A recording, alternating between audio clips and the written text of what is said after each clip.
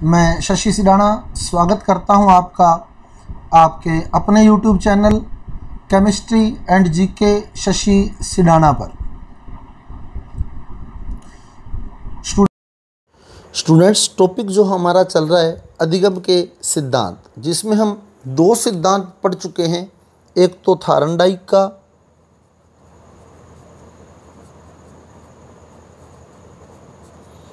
और एक स्किनर का। थार्नडाइक ने जो थ्योरी दी थी उसमें पहले स्टिमुलाई फिर रिस्पॉन्स, और स्किनर ने जो थ्योरी दी थी उसमें पहले रिस्पॉन्स फिर स्टिमुलाई। तो थार्नडाइक की थ्योरी को एसआर थ्योरी और स्किनर की थ्योरी को आरएस थ्योरी के नाम से जाना जाता है। और इसमें क्योंकि रिस्पॉन्स अज्ञात उद्दीपन के प्रति हुआ था, ऐसे रिस्पॉन्स को या ऐसी अनुक्रिया को प्रसूत अनुक्रिया कहते हैं या प्रसूत क्रिया कहते हैं। इसलिए इस सिद्धांत को क्रिया प्रसूत सिद्धांत या प्रसूत क्रिया सिद्धांत कहा जाता है। अब तीसरी जो बात हम आज करने जा रहे हैं वो आता है पावलोव का सिद्धांत। बहुत ही इंपॉर्टेंट थ्योरी है।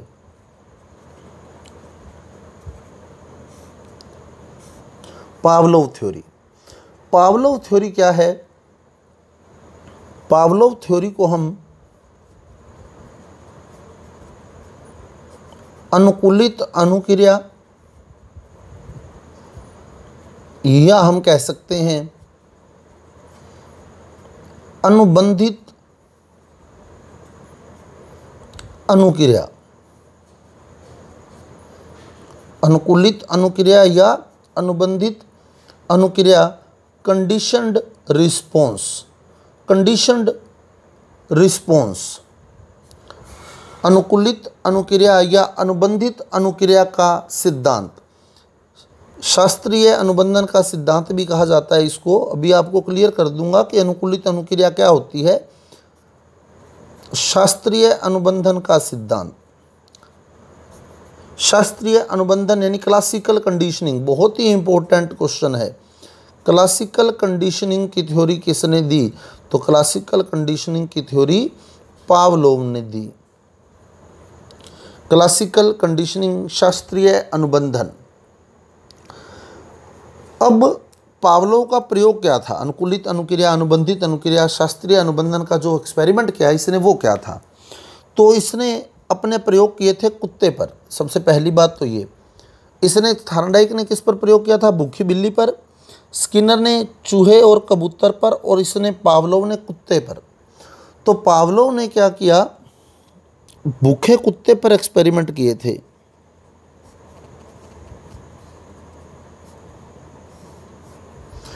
इसने भोजन दिखाया भूखे कुत्ते को,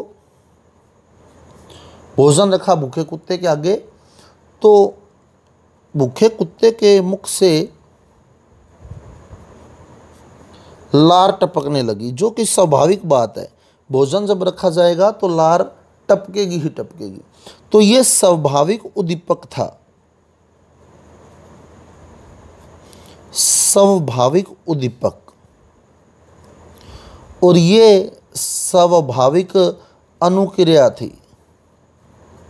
तो ये होना ही था स्वाभाविक, मतलब ये नेचुरल है, अनकंडीशनड है। ऐसी कोई कंडीशन नहीं है। ये अनकंडीशन है कि भोजन आएगा तो लार आएगी, भोजन आएगा तो लार टपकेगी मुख से। तो सबसे पहले उसने क्या किया? भोजन रखा भूखे कुत्ते के आगे, भूखे कुत्ते के मुख से लार निकलने लगी।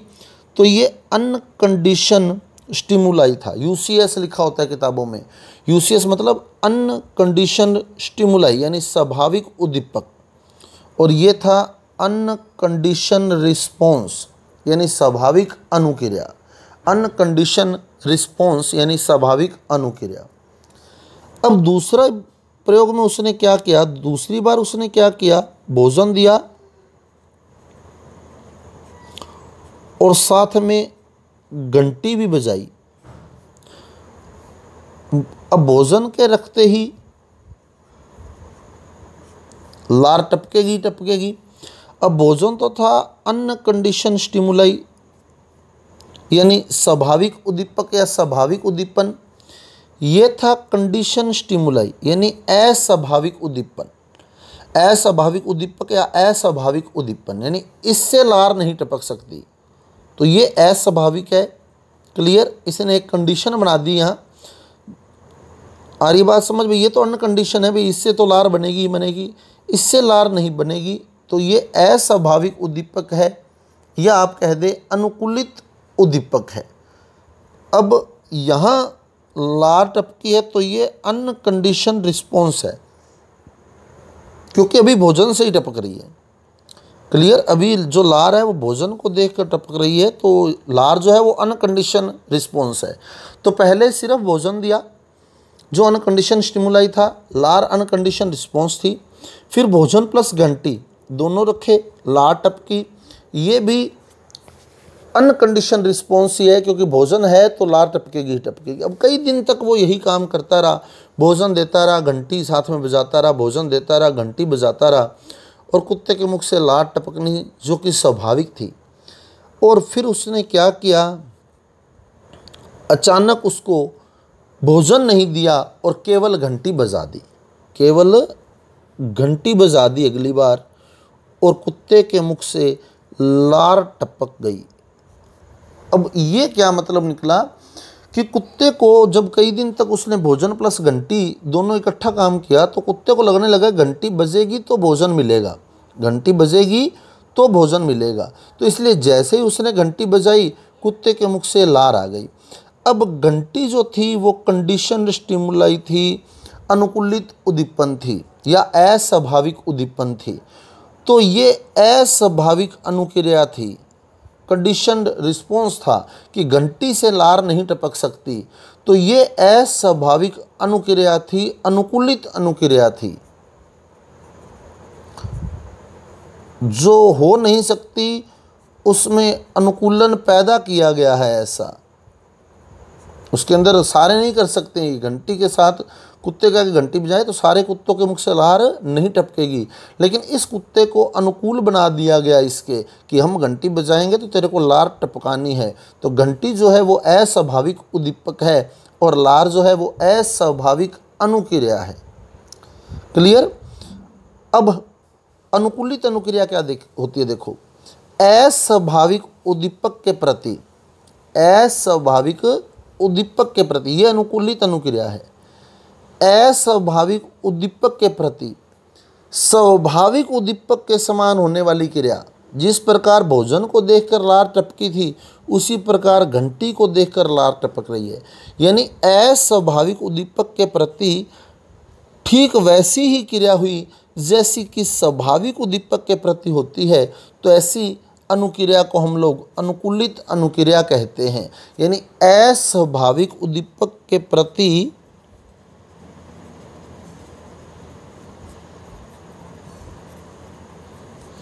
अस्वाभाविक उद्दीपक के प्रति स्वाभाविक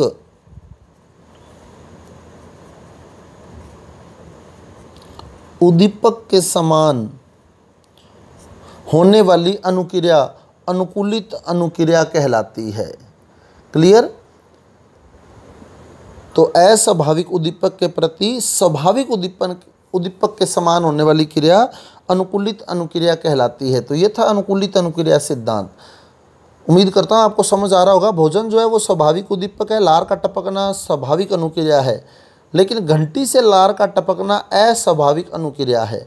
तो अस्वाभाविक उद्दीपन के प्रति ठीक उसी प्रकार की अनुक्रिया होना जैसा कि स्वाभाविक उद्दीपन के प्रति हो रही थी, तो ऐसी अनुक्रिया को हम लोग अनुकूलित अनुक्रिया कहते हैं। यानी ये अनुक्रिया, उसमें अनुकूलन पैदा किया जाता है, ऐसा ये स्वाभाविक नहीं होता। अब यहाँ आप ध्यान रखना, भोजन जो है वो, ये क्वेश्चन भी बहुत बार आता है, भोजन अनकंडीशन स्टिमुलाई है। क्लियर। स्वाभाविक उद्दीपक है, भोजन से लार का टपकना अनकंडीशन रिस्पॉन्स है। अनकंडीशन रिस्पॉन्स यानी स्वाभाविक अनुक्रिया है, ऐसा होगा ही होगा। घंटी जो है वो अस्वाभाविक उद्दीपक है और घंटी से लार का टपकना अस्वाभाविक अनुक्रिया या अनुबंधित अनुक्रिया या अनुकूलित अनुक्रिया है। तो ये बहुत ही इंपॉर्टेंट बातें हैं, बहुत बार ऐसे क्वेश्चन आ जाते हैं यूसीएस, सीएस, यूसीआर, सीआर, तो वो आपको पता होना चाहिए। यूसीएस यानी अनकंडीशनड स्टिमुलाई, यूसीआर यानी अनकंडीशन रिस्पॉन्स, सीएस यानी कंडीशन स्टिमुलाई और सीआर यानी कंडीशन रिस्पॉन्स। अब आपको बता दूं मैं कि पशुओं के प्रशिक्षण में यही थ्योरी काम में ली जाती है। जो हम लोग देखते हैं सर्कस के अंदर प्रशिक्षित पशु जो आते हैं, पशुओं का प्रशिक्षण वो इसी थ्योरी पर, ये शैक्षिक महत्व है इस थ्योरी का। पशुओं का प्रशिक्षण किस सिद्धांत के आधार पर किया जाता है? वो पावलोव के सिद्धांत पर। इसमें क्या करता है, जैसे भालू को नाचना सिखाना है तो भालू को गर्म लोहे पर खड़ा कर दिया जाता है, गर्म लोहे पर। तो गर्म लोहे पर खड़ा करेगा तो कॉमन सी बात है, भालू जो है कभी एक पैर ऊपर करेगा, कभी दूसरा पैर ऊपर करेगा। तो पहले एक पैर ऊपर कर रहा है, फिर जब उसको लगेगा कि दूसरा पैर गर्म हो गया तो वो दूसरा पैर ऊपर कर लेगा, पहला पैर नीचे हो जाएगा। फिर पहला पैर गर्म होते ही पहला पैर ऊपर हो जाएगा, दूसरा पैर नीचे हो जाएगा। तो क्योंकि उसको गर्म लोहे पर खड़ा किया है तो उसका पैर ऊपर नीचे करना स्वाभाविक है। क्लियर? यहाँ गर्म लोहा आ जाता है, यहाँ नाचना स्वाभाविक है गर्म लोहे पर। अब वो क्या करता है, गर्म लोहे पर भी खड़ा करता है और डुगडुगी भी बजाता है। तो भालू नाचेगा क्योंकि गर्म लोहे पर खड़ा है, और साथ में क्या कर रहा है, डुगडुगी बजा रहा है, तो भालू नाच रहा है। तो ये स्वाभाविक है। लेकिन अब अगली बार कई दिनों के बाद ये प्रैक्टिस करवाते हुए उसको अकेली डुगडुगी बजाई जाती है। तो भालू को लगता है कि अब गर्म लोहे पर ये खड़ा करेगा मेरे को, तो भालू पहले ही नाचना शुरू कर देता है, पैर ऊपर नीचे करने शुरू कर देता है। तो पशुओं का प्रशिक्षण जो है वो इसी सिद्धांत पर आधारित है। अभिवृत्तियों का विकास,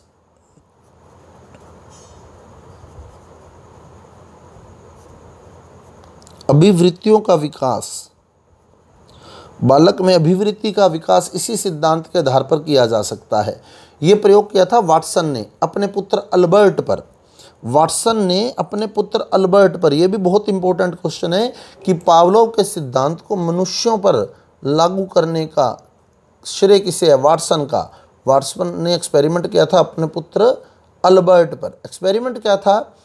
अल्बर्ट जो था खरगोश को देखकर खुश होता था। अल्बर्ट खरगोश को देखकर खुश होता था, तो वो स्वाभाविक अनुक्रिया थी। अब वाटसन ने क्या किया, जैसे ही अल्बर्ट के आगे खरगोश आया तो उसने एक भयंकर आवाज़ उत्पन्न की, भयंकर आवाज़ उत्पन्न की। तो वो बच्चा उस आवाज़ से डर गया। तो उसको लगा कि शायद वो खरगोश आवाज़ करता है, भयंकर आवाज़, इसलिए वो खरगोश से डरना शुरू हो गया। जबकि खरगोश से डरना जो है वो स्वाभाविक नहीं है, अस्वाभाविक है। क्लियर? तो खरगोश से डर उत्पन्न किया था वाटसन ने अपने पुत्र अल्बर्ट के प्रति। तो अभिवृत्ति, डर की अभिवृत्ति, भय की अभिवृत्ति उत्पन्न की थी। तो अभिवृत्ति का जो विकास है वो इसी सिद्धांत पर है। और जो आंशिक क्रिया का नियम है उसको फॉलो करता है ये। आंशिक क्रिया मतलब टुकड़ों में सीखना चाहिए। अब वो सीधा घंटी बजाता तो लार उत्पन्न नहीं होती, तो उसने घंटी से लार उत्पन्न करने को टुकड़ों में पूरा किया। क्लियर? तो भोजन से पहले लार टपकी, फिर भोजन के साथ घंटी बजाई, फिर लार टपकी, फिर अकेली घंटी से लार टपकी। तो आंशिक क्रिया के नियम को प्रोत्साहन देता है ये।